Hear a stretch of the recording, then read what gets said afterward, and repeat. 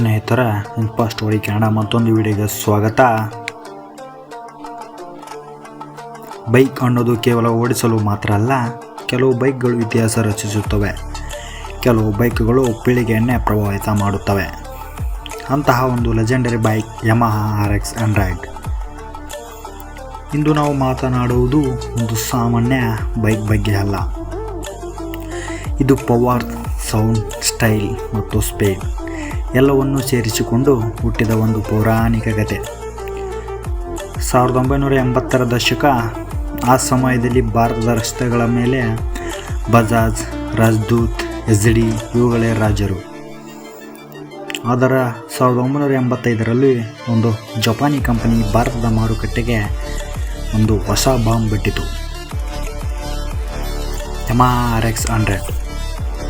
Yamaha Japan company Escorts group ಜೊತೆ ಸೇರಿ ಭಾರತದಲ್ಲಿ RX100 ಅನ್ನು ಬಿಡುಗಡೆ ಮಾಡಿತು.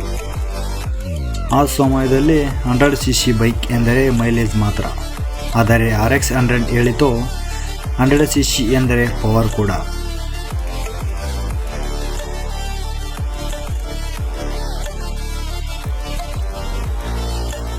RX100 ಯಾಕೆ ಎಷ್ಟು ಫೇಮಸ್ ಆಯಿತು ಗೊತ್ತಾ? 98cc 2-stroke engine, 11 bhp power, 4-speed gear box, 100 to 60 km in 7 seconds. History ಮಾಡೋದರಲ್ಲಿ ಏನೆಂದರೆ RX100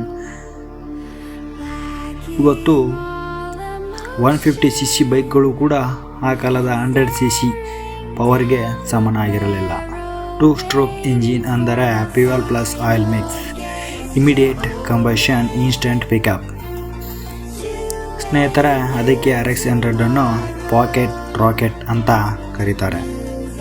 RX100 ಬಗ್ಗೆ ಮಾತಾಡಿ ಸೌಂಡ್ ಹೇಳದೇ ಇದ್ದರೆ ಪಾಪ. ಆ ಡಗ್ ಡಗ್ ಡಗ್ ಸೌಂಡ್ ಇವತ್ತು ಕೂಡ ಕೇಳಿದರೆ ರೋಮಾಂಚನ ಬರುತ್ತದೆ. ಆ ಸೌಂಡ್ ಏಕೆ special? 2-stroke engine, expansions chamber exhaust, high RPM combustion.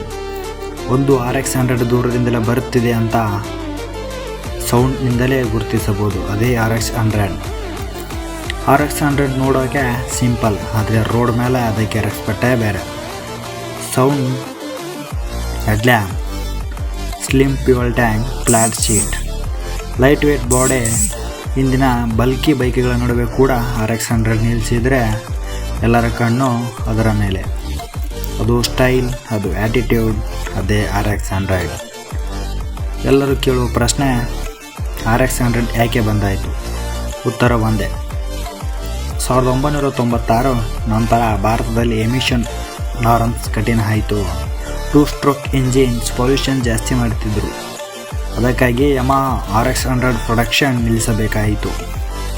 ಆದರೆ ಪ್ರೊಡಕ್ಷನ್ ನಿಂತಿತು, ಲೆಜೆಂಡ್ ಅಲ್ಲ. ಇವತ್ತು RX100 ಅಂದರೆ emotion, collections item, vintage legend. ಒಳ್ಳೆಯ ಕಂಡೀಷನ್ RX100 ಇಂದಿಗೂ 1.5 ಇಂದ 3 lakhsವರೆಗೂ ಮಾರಾಟವಾಗುತ್ತದೆ. ಅದೇ RX100 ಓನರ್ಸ್ ಅದನ್ನು ಬೈಕ್ ಅಂತ ನೋಡಲ್ಲ, ಕುಟುಂಬದ ಒಂದು ಸದಸ್ಯ ಅಂತ ನೋಡ್ತಾರೆ. RX100 ನಮಗೆ ಒಂದು ಪಾಠ ಕಲಿಸುತ್ತೆ. ಸೈಜ್ ದೊಡ್ಡದಾಗಿರಬೇಕು ಅನ್ನೋದು ಮುಖ್ಯ ಅಲ್ಲ, ಪವರ್ ಒಳಗಿರಬೇಕು. ಸೌಂಡಿನ ಅಸ್ತಿತ್ವ ಹೇಳಬೇಕು, ಸ್ಟೈಲಿನ ನಡವಳಿಕೆ ಇರಬೇಕು. RX100 ಒಂದು ಬೈಕ್ ಅಲ್ಲ, ಅದು ಒಂದು ಭಾವನೆ, ಅದು ಒಂದು ಯುಗ, ಅದು ಒಂದು ಲೆಜೆಂಡ್.